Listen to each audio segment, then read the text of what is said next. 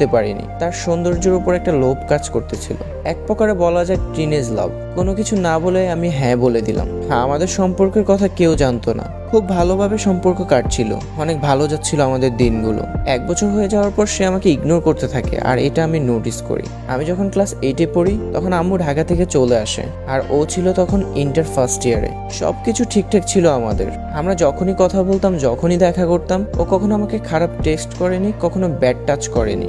2021 সাল জানুয়ারি মাস আমার জীবনটা এলোমেলো করে দিল। আমি তখন ক্লাস 9-এ পড়ি। বাসায় একজন বিয়ের প্রস্তাব নিয়ে আসলো।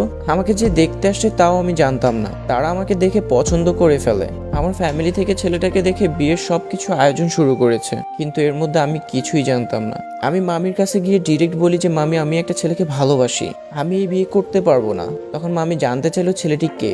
আমি তখন কিছু না ভেবে বলে দিলাম যে তোমার ভাই। মামি আমাকে বলল, তোর মাথা ঠিক আছে? আর এই